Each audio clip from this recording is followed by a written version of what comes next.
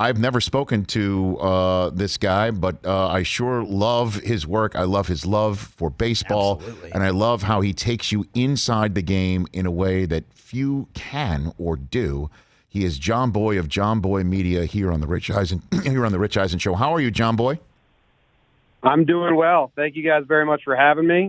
Opening day, I just took a stroll around the stadium. It's cold, but there's a lot of energy, so I'm excited. The stadium is you're the one in the Bronx, New York, correct? Is that what you're talking about, Jomboy?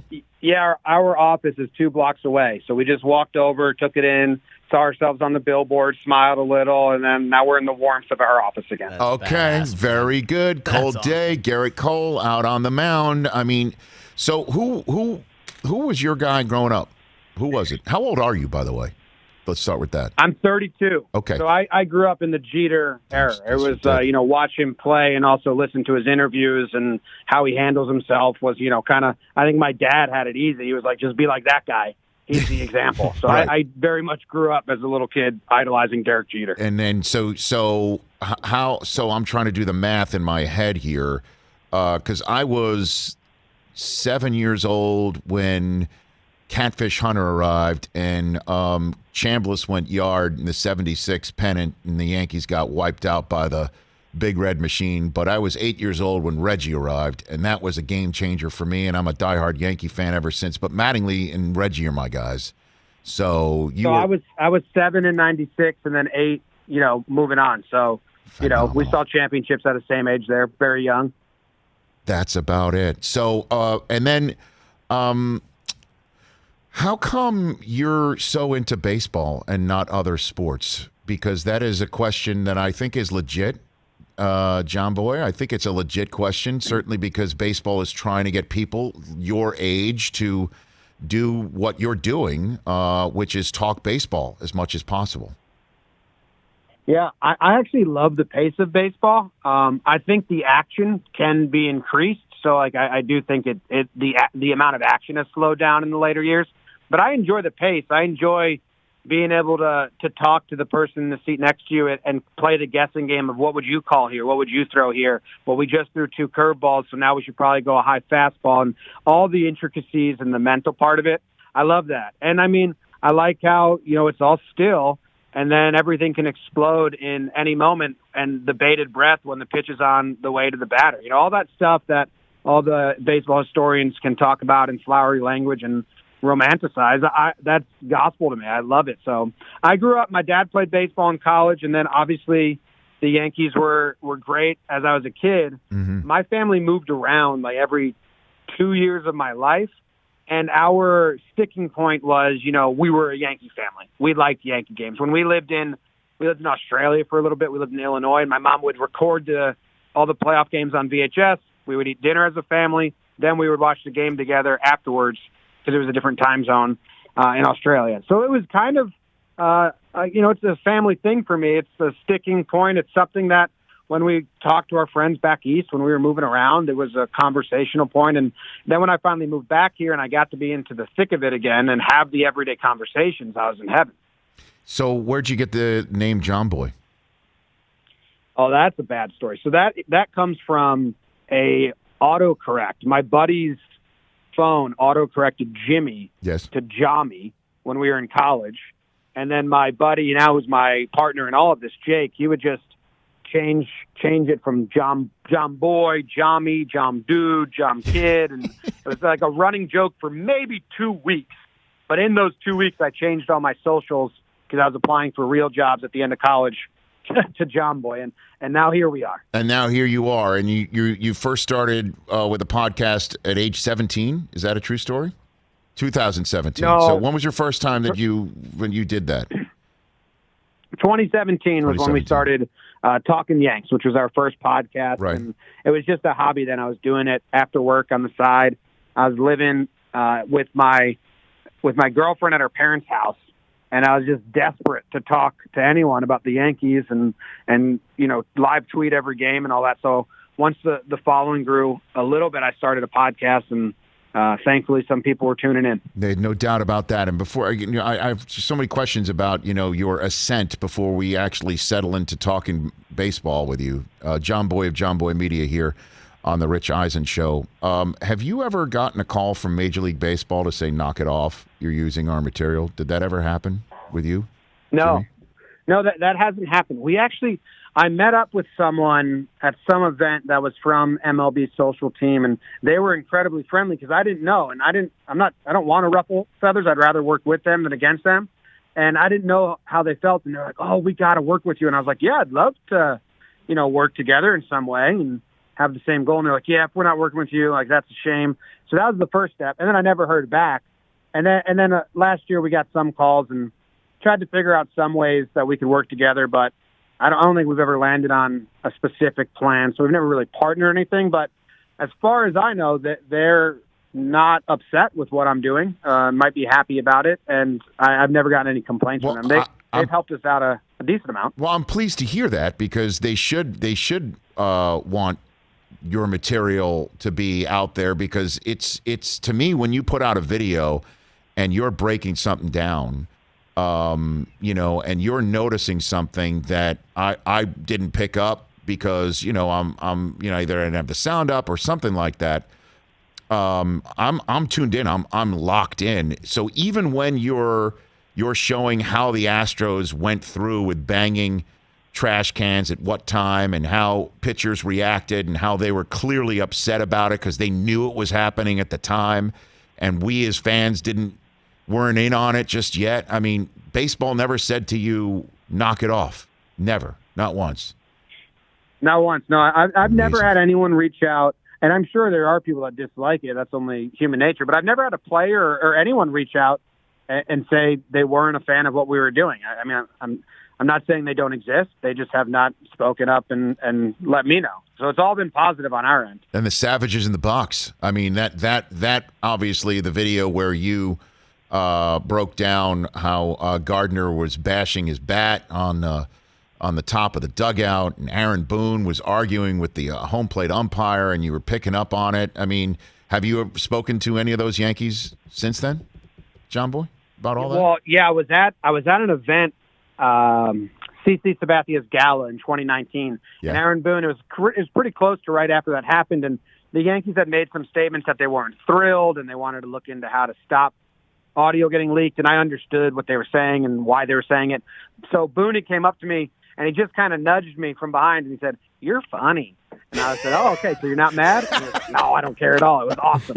And then I've had players from multiple teams. They'll DM me and say, "Hey, do this one. Our bench coach got ejected. It's hilarious." Or, "Hey, do this one." So, no, I even that, and I was happy about that because, I mean, it blew up Boone's spot, but only in a really positive way. I think it helped his image more than anything. It was hilarious. It was funny. And even some umpires were like, well, he said what he said, but he did it with compassion in a way. So yes. I didn't think he would be mad about it, and I was glad to find out he wasn't. Jomboy of Jomboy Media here on the Rich Eisen Show.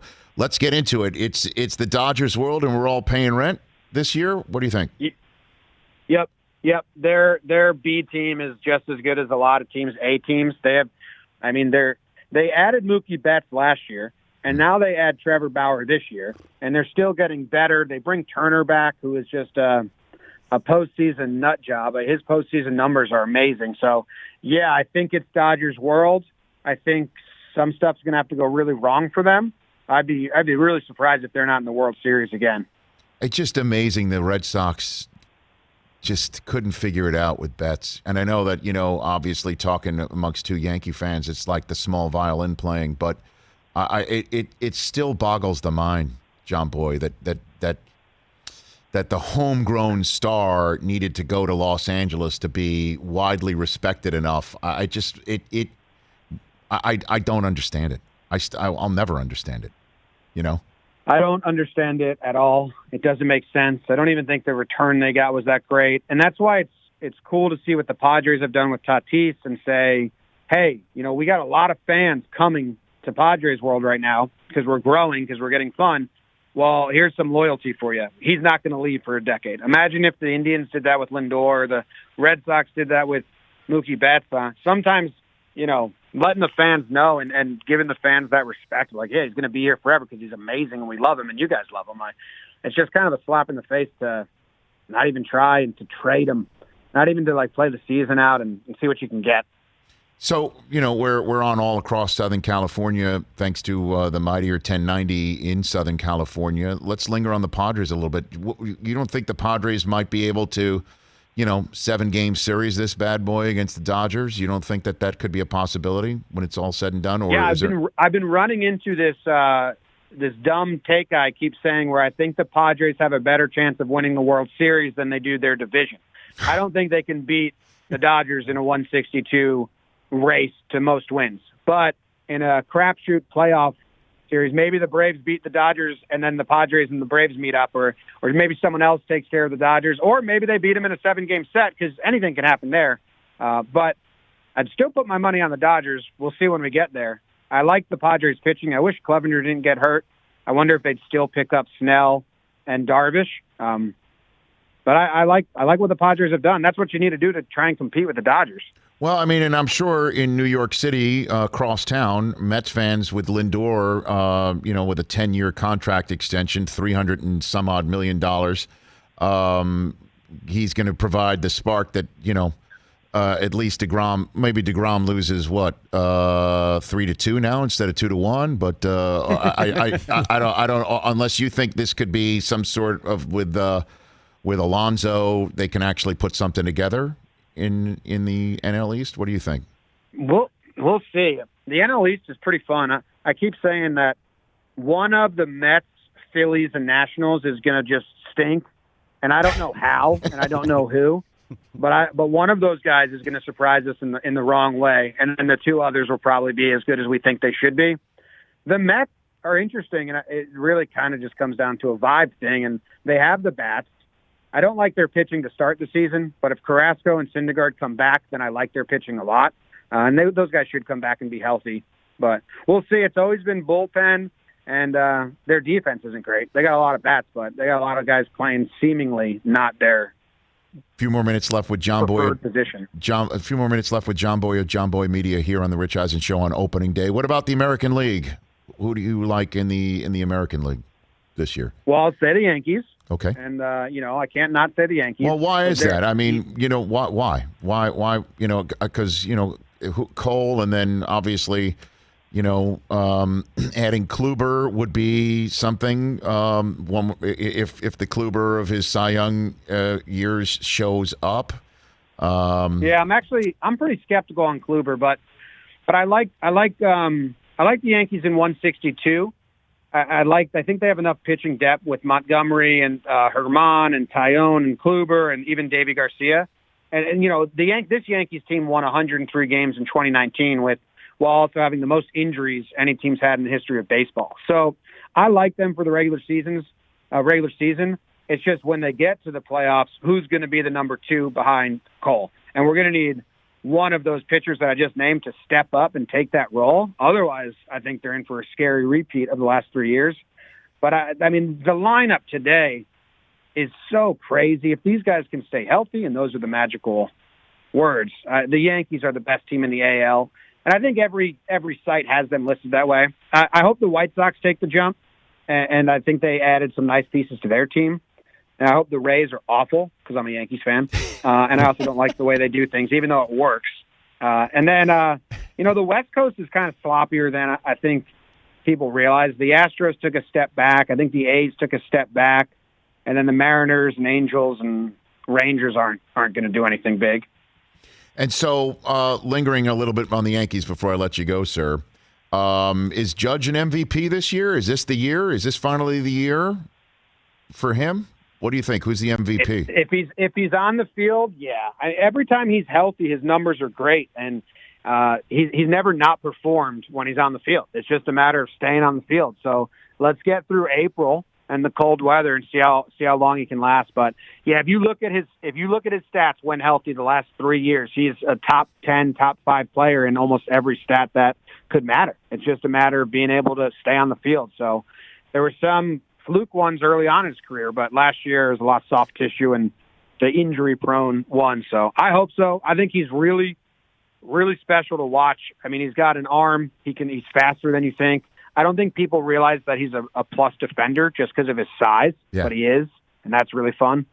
And then what's the date? Over under? I'll give you over under May 1st of what's wrong with Gary Sanchez. You take the over or the under? What do you got for me on that? I think well, listen, I've been a Gary apologist for a long time. It's a pretty tough time for us Gary apologists right now. I think the rest of his career. Here's the hottest take. I think the rest of his career is made this April because we've seen him have bad starts. He can't get himself out of those. So if he has a good April, I think he'll have a good year. If he has a bad April, I think he'll have a bad year. So I think May 1st is the great over under of when we know. And if he has a bad year, I think his career is drastically. I think he's a backup meddling around or DHing every other day for some team. But I will root for Gary. It's opening day, so we got to be positive and happy. He's going to be great. Okay. And so last one for you, predict for me the MVPs and Cy Youngs, and then, we'll put it in the freezer and take it out unless you're off, and then we'll just act like this didn't happen. It is sports talk radio. So what do you think? All right. I'll give DeGrom the Cy Young again. I like that. And I like that, Mets fans can just still act like that's a World Series championship and they'll cheer for that. Instead of winning the World Series, and they'll be like, yeah, but we got DeGrom. And be okay, the Angels have Trout. So we'll give Trout the MVP in the AL as well. All right. And then we need an AL Young. Yep. Let's go with my dude, Lucas Giolito. He's got a podcast on my network, so I'm rooting for him. And he's not in the American League East, so he won't do much damage against the Yankees. And I think he's primed to take a step up. He's getting the ball on opening day here. And then what I need a National League MVP. Yes, you do.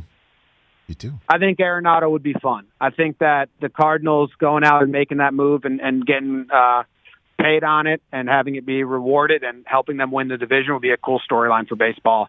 And a little, more screw you to the Rockies, which I think they deserve.